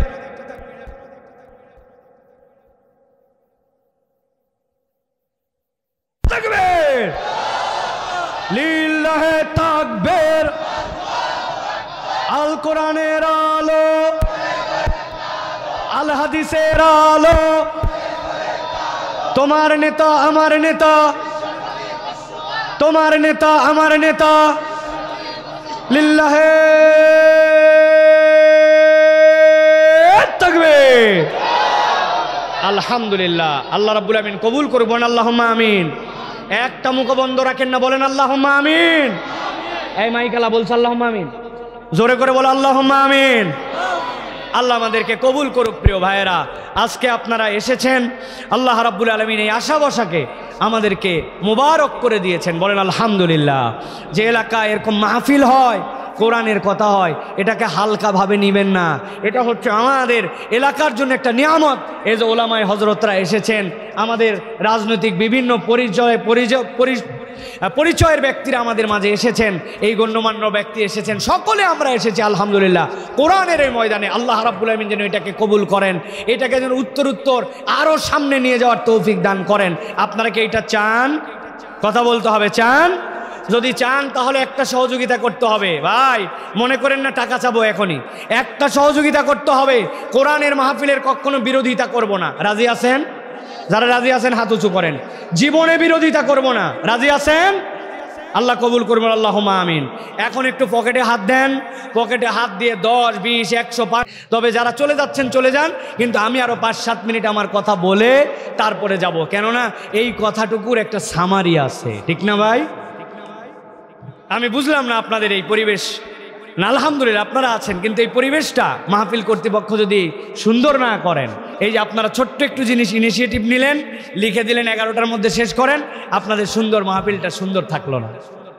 আমার কোনো এখানে দুঃখ নয়, আলহামদুলিল্লাহ আমরা তো সব জায়গায় কথা বলি, কিন্তু আমার একটা কথার শুরু আছে এবং শেষ আছে। শুরু করছিলাম কি দিয়া, যে আমার জিন্দেগিটা যদি পরকালমুখী হয়, দুনিয়া আমার সাথে থাকবে, আল্লাহ বলছেন তাহলে রব্বুল আলামিন তোমার জন্য দুনিয়া আখেরাতে রিওয়ার্ড রাখবেন। মনে আছে তো? আর মধ্যে কি বলেছি? মধ্যে বলেছি যে আল্লাহ রাব্বুল আলামিনের দৃষ্টিতে আল্লাহ প্রকৃত কাদেরকে জ্ঞানবান পরিচয় দিতে চান, এর 5টা গুণাগুণের কথা বলেছি। মনে আছে আপনাদের? 1 নম্বর কি বলেছি ভাই, কে বলতে পারবেন? হ্যাঁ, থ্যাংক ইউ। আল্লাহর সাথে ওয়াদা। 2 নম্বর কি বলেছি? প্রতিশ্রুতি রক্ষা করা। কি বলেছি? 3 নম্বরে কি বলেছি? আল্লাহর সাথে যাদের সম্পর্ক আল্লাহ রাখতে বলেছেন সেই সম্পর্ক ঠিক রাখা। 4 নম্বর বলেছি কি? আমি বলেছি 4 নম্বরে আল্লাহ রাব্বুল আলামিনকে ভয় করা। আর 5 নম্বর খারাপ হিসাব যেন আমাদের জীবনে না হয়, ওই সুল হিসাব ওইটার দিকে তাকায়া আমাদের জিন্দেগি চালানো। মনে আছে তো আপনাদের? আল্লাহ রাব্বুল আলামিন বান্দাদেরকে দুনিয়ার বুকে যেই 5টি কাজের কথা বললাম, এই কাজগুলি দ্বারা আল্লাহ রাব্বুল আমিন বান্দাকে জান্নাত দিয়ে দিবেন। এটা আল্লাহ রাব্বুল আমিনের ওয়াদা।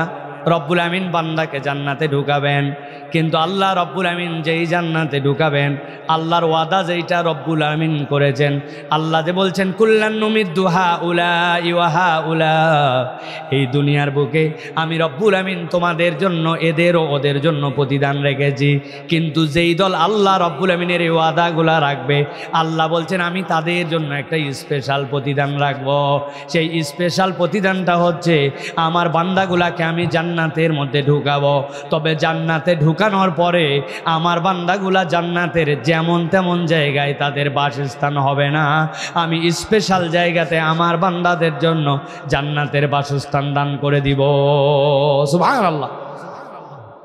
আল্লাহ নবী সাল্লাল্লাহু আলাইহি সাল্লাম এই হাদিসখানা বলে আজকে শেষ করব, ভালো করে গভীরভাবে বোঝেন। নবীজি সাল্লাল্লাহু আলাইহি সাল্লাম বলছেন, বিশাল জান্নাতে যখন জান্নাতীরা ঢুকে যাবে, জান্নাতে ঢোকার পরে আল্লাহ রাব্বুল আমিন সকলের জন্য বলেন নাই জালিকা হুয়াল ফাউজুল আজিম, একদলকে রব্বুল আমিন মহান সফলতা দান করে দিবেন। সাহাবায়ে কেরাম আল্লাহ নবীর কাছে শুনে নিতেন, ইয়া রাসূলুল্লাহ এইটার মানে কি, এইটার মানে কি বলেন তো। নবীর কাছে যেই না বলেছি ইয়া রাসূলুল্লাহ ফাউজুল মুবিন আর ফাউজুল আজিমের ব্যাখ্যাটা কি হবে, নবীজি বলছেন ও আমার সাহাবীরা শোনো, জান্নাতীরা যখন জান্নাতে থাকতে শুরু করবে, হঠাৎ করে একদিন আল্লাহ রাব্বুল আমিন জান্নাতের মধ্যে আসবেন। আসার পরে জান্নাতীদেরকে ডাক দিয়ে বলবেন ইয়া হালাল জান্নাত, ও জান্নাতীরা। সাথে সাথে জান্নাতীরা আল্লাহকে উত্তর দিবে লাব্বাইকা ওয়া সাদাইক ওয়াল খায়রু বিয়াদাইক, ও আমার আল্লাহ আমরা তো হাজির আছি, জান্নাতে হাজির আছি। রব্বুল আমিন সাথে সাথে ওই জান্নাতীদেরকে জিজ্ঞাসা করবেন, ও জান্নাতীরা জান্নাতের যে নিয়ামত তোমরা পেয়েছ, তোমাদের কাছে জিজ্ঞাসা হচ্ছে হাল রাদিতুম, তোমরা কি জান্নাতের এই নিয়ামত পেয়ে খুশি আছো নাকি? জান্নাতীরা অবাক হয়ে চিন্তা করবে, নিশ্চয় আল্লাহ হয়তো আমাদের উপর রাগ করেছেন বা বেজার হয়েছেন, নচেত রব্বুল আমিন আমাদের কাছে এই কথা কেন বলবেন? সাথে সাথে তারা বলতে শুরু করবে ওমা লাকা লা নারদা ইয়া রব্বানা ওয়া কদ আতাইতানা মা লাম তুতি আহাদান ক্বাবলানা, আপনি আমাদেরকে যে নিয়ামত দিয়েছেন এত বড় নিয়ামত আর কেউ পাইছে নাকি আল্লাহ? আপনি তো আমাদেরকে অনন্য নিয়ামত দিয়ে ধন্য করে দিয়েছেন। আল্লাহ এই কথা শুনে খুশি হয়ে জান্নাতীদেরকে বলবেন হাল আজিদুকুম, আমি কি জান্নাতে নিয়ামতটা একটু বাড়ায় দিব নাকি? বান্দার মুখ বন্ধ হয়ে যাবে, যে নিয়ামত পাইছে এরপরে আবার কেমনে বাড়ায়, কেমনে এর থেকে বড় নিয়ামত হতে পারে?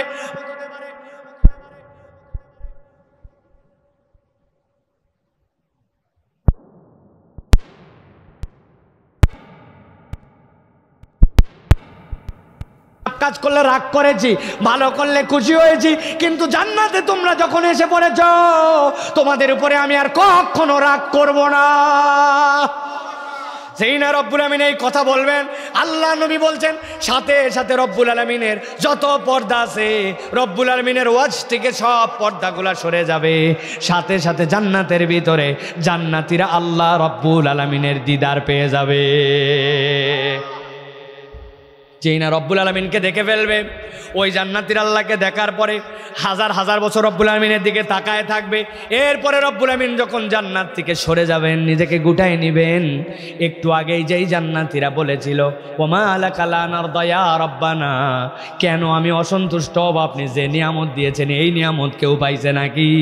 কিন্তু আল্লাহ যেই না নিজেকে গুটাই নেবেন, সাথে সাথে জান্নাতীদের মন খারাপ হয়ে যাবে, জান্নাতের কোনো নিয়ামত আর তার কাছে ভালো লাগবে না। আমার নবী বলছেন আল্লাহ বান্দার মনের অবস্থা বোঝার পরে প্রত্যেকটা জান্নাতের সকাল আর সন্ধ্যায় আল্লাহর বান্দাদের সাথে জান্নাতে দিদার দিবেন। সুবহানাল্লাহ। ওই জান্নাতে আমরা আল্লাহকে দেখতে চাই, আর দুনিয়ার বুকে আমরা এই গুনাহগুলা নিয়ে বাঁচতে চাই, আল্লাহকে ভয় করে চলতে চাই। নবী বলছেন ও আমার উম্মত, আল্লাহ তো তোমার জন্য অফার দিলেন, কিন্তু আমি তোমার জন্য একটা অফার দিতে চাই। জান্নাতে যাওয়ার পরে তুমিও একটা ভাবে গর্ব করবে। সুবহানাল্লাহ বলো। কি গর্ব করবে? বিশাল বড় জান্নাত, আসমান জমিন পর্যন্ত যার ব্যাপ্তি। ওই জান্নাতে প্রত্যেকটা সন্ধ্যা হবে, বিকাল হবে, ওই বিকালে হালাকা হবে, যেই হালাকায় দুনিয়ার মানুষগুলা সব এসে গল্প করবে। হঠাৎ করে আমার সাথে আমার চাচা মিয়ার দেখা, আল্লাহ যেন দেখা করে, বলেন আল্লাহুম্মা আমিন। আমার হুজুরের দেখা, আপনার দেখা, আমাদের দেখা। আরে কিশোরগঞ্জের মাহফিলে আপনারে দেখছিলাম, আপনিও জান্নাতে আমিও জান্নাতে, ভাই আপনার বাড়িতে একদিন একটু বেড়াতে যেতে চাই। জান্নাতের কোন জায়গায় আপনার বাড়ি? যেই নাই কথাটা কেবল জিজ্ঞাসা করবে জান্নাতের কোথায় তোমার বাড়ি, ওই দিন সবাই বুকের মধ্যে চাপড় দিয়ে বাড়ি মেরে নিজের জান্নাতের পরিচয় দিতে পারবে না। কেবল একটা শ্রেণী সেই দিন বুকের মধ্যে বাড়ি দিয়া ওই জান্নাতের পরিচয় অপর জান্নাতীকে জানাবে। আল্লাহু আকবার। দুনিয়ার বুকে আমাদের এই তবিয়ত আছে। আমি উদাহরণ দিয়ে অনেক সময় বলি, আমরা কার বাড়ির ধারে কার বাড়ি এই প্রকাশ করে আমরা অনেক সময় অহংকারী হই, গর্বিত হই, একটু আদর করে আহ্লাদ করে বলি, ঠিক না? গুলিস্তানের মোড়ে একজনের সাথে আমার দেখা, দেখে মনে হচ্ছে এই লোকটাকে আগেও দেখছি, জানি চেনা চেনা লাগে। জিজ্ঞাসা করলাম চাচা আপনার বাড়ি কোথায়? দেখি মুরব্বীর পিকআপ হাই, বলতেছে রাষ্ট্রপতি তার বাড়িতে ঢুকবে আর আমার বাড়িতে পা না দিয়ে। বাহ, মানে কি চাচা? বলে আমার বাড়ি কিশোরগঞ্জ, রাষ্ট্রপতি ঢুকবে তার বাড়িতে, রাষ্ট্রপতির পাশের বাড়ি আমার বাড়ি। চিন্তা করলাম চাচা বিরাট ব্যাপার তো, আপনি গুলিস্তানে কি করেন? আমি গুলিস্তানে ভ্যান চালাই। আরেকদিন ফেরিঘাটে একজনের সাথে দেখা, মনে হচ্ছে এর আগে ওই লোকটাকে আমি দেখছি। জানলার গ্লাস নামায় বললাম চাচা আপনাকে চেনা চেনা লাগবেই তো। বললাম চাচা আপনার বাড়ি কোথায়? কয় সাবেক স্বরাষ্ট্রমন্ত্রীর বাড়ি আর আমার বাড়ি বাজাবাজি। বললাম মানে কি চাচা? বলে সাবেক স্বরাষ্ট্রমন্ত্রীর বাড়ি ছিল সিরাজগঞ্জ, মিয়া নাসিমের বাড়ির ধারে আমার বাড়ি। বললাম চাচা আপনি ফেরিতে কি করেন? ভিক্ষা করি। গরম ওদিকে 100, কিন্তু তার কাজ কামের অবস্থা হচ্ছে এরকম।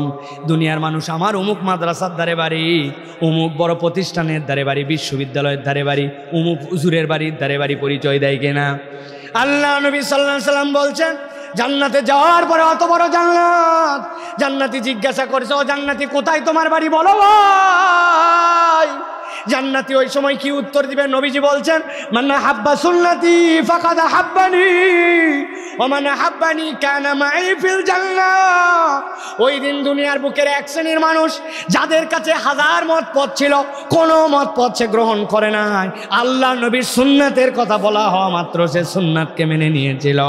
কে কি বলল আর কে কি বলল না যুবক দেখে নাই। যুবক দাড়ি ছেড়ে দিয়েছে, যুবক নামাজি হয়ে গেছে, যুবক মেসওয়া কালা হয়েছে, যুবক মুখ দিয়ে মিথ্যা কথা বলে না, যুবক বাপ মায়ের সাথে বেয়াদবি করে না। যুবক মনে করেছে আমার নবী বলছে মাস ফলা মিনাল কাবাইনি ইজারি ফিন্নার, টাকনুর নিচে তুই কাপড় পরবি না, দুনিয়া যা বলে বলুক। সাথে সাথে যে টাকনুর উপরে কাপড়টাকে উঠাই নিছে। হারাম সম্পর্ক নবী পছন্দ করেন নাই, নিষেধ করেছেন। আমার নবীর নিষেধ থেকে সে সরে আসছে। সাধ্যের মধ্যে তাহাজ্জুদ গুজার হওয়া শুরু করেছে, তাসবিহ তাহলিল গুলা পড়ে, সুন্নত মাসনুন ওজিফা গুলা আদায় করে। আমার নবী বলছে যে এইটা সুন্নত জানি ওইটা পালন করার চেষ্টা করে। ডান জামাটা আগে হাতা ঢুকায়, ডান পাটা আগে পায়জামার মধ্যে দেয়, নতুন জামা কাপড় পরলে দোয়া পড়ে, বাড়ির থেকে বের হওয়ার সময় বিসমিল্লাহি তাওয়াক্কালতু আলাল্লাহ বলে বের হয়, ওযু করার পরে সময় থাকলে 2টা রাকাত নামাজ পড়ে, মসজিদে ঢোকার পরে আমার নবী বলছে 2 রাকাত নামাজ না পড়ে বসো না, 2 রাকাত নামাজ আমার নবীর সুন্নাত পড়ে, তার কাছে সুন্নাতের প্রায়োরিটি আছে। নবী বলছেন মানে হাব্বা সুন্নতি ফাকাদ হাব্বানি, সে যেন জীবিত মুহাম্মদ সাল্লাল্লাহু আলাইহি ওয়াসাল্লামকে ভালোবেসে নিল। আর নবী বলছেন ও মানে হাব্বানি কানা মাই ফিল জান্নাহ, জান্নাতি জিজ্ঞাসা করছো জান্নাতি ভাই জান্নাতের কোথায় তোমার বাড়ি? বলছে এত বড় জান্নাতে কোথায় পরিচয় দিব, কোন লোকেশন বলবো জানি না, তবে শোনো শোনো, বুকের মধ্যে বাড়ি দিয়ে বলতেছে আমার বাড়িটা জান্নাতে ওইখানে, আমার আল্লাহ মুহাম্মদ সাল্লাল্লাহু আলাইহি ওয়াসাল্লামের বাড়িটা বানাইছে যেইখানে। এই জন্য প্রিয় ভাইরা 3টা দিকের কথা বলেছি। আমার জীবনের টার্গেট হবে দুনিয়া তো লাগবেই, কিন্তু পরকালমুখী জিন্দেগি। আর 2 নম্বর হচ্ছে দুনিয়ার এই হিসাব নিকাশের বুদ্ধিমান নয়, বরং আল্লাহর সাথে ওয়াদা ঠিক রাখতে হবে, প্রতিশ্রুতি পালন করতে হবে। আত্মীয়তার সম্পর্ক নষ্ট হলে আজকের থেকে জোড়ালো লাগানো শুরু করেন।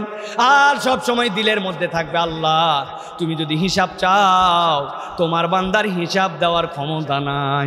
আল্লাহুম্মা হাসিবনি হিসাবান ইয়াসিরা, আল্লাহ তুমি আমার চোখের হিসাব চাইলে কেমনে দিব, আল্লাহ তুমি আমার মুখের হিসাব চাইলে কেমনে দিব, আল্লাহ তুমি আমার হাত দিয়ে যা যা ধরার কথা ছিল না ওইটার হিসাব চাইলে কেমনে দিব আল্লাহ। অতএব রব তোমার কাছে বলতেছি তুমি আমাকে বিনা হিসাবে রাখো, কেননা তোমার সামনের হিসাব ভয় পাই, পিছন দিক দিয়ে আমল নামা দিলে বুক ভেদ করে বাম হাতে দিলে আমি সহ্য করতে পারবো না। আল্লাহ তোমারে আমি ভয় পাই, আল্লাহ তোমারে আমি ভয় পাই। বান্দা যখন এই জিন্দেগি যাপন করবে আর সুন্নতটাকে যখন তার জীবনে প্রায়োরিটি দিবে, রব্বুল আলামিন বলছেন আমি আদর করে তোরেই তো বলছি উলুল আলবাব, তুই তো বুদ্ধিমান বান্দা, আমি তোরে জাহান্নামে দেওয়ার জন্য সৃষ্টি করি নাই, তোর এই অনুভূতি আর এই আমলের কারণে আমি রব্বুল আমিন তোর জন্য জান্নাত নির্ধারণ করেছি। আল্লাযীনা ইয়ারিসুনাল ফিরদাউস, আল্লাহ বলছেন এরাই তো ফেরদাউসের উত্তরাধিকার, আমি আমার বান্দাকে ওই জান্নাতে দিতে চাই। এই জন্য প্রিয় ভাই জীবন তো আমাদের শেষের দিকে, জীবন তো আমাদের অনেক পানি গড়ায় গেল, কখনকার মৃত্যুর ডাক চলে আসবে কেউ জানি না। আজকের থেকে শপথ নে, আগের জীবন যেমনই চলেছে সামনের জীবনটা আজকের থেকে ব্যতিক্রম চলবে। রাজি আছেন ইনশাআল্লাহ? রাজি আছেন ইনশাআল্লাহ? আল্লাহ আমাদেরকে কবুল করুক, বলেন আল্লাহুম্মা আমিন। আল্লাহ আমাদের জানে মালে বারাকা দেন, বলেন আল্লাহুম্মা আমিন।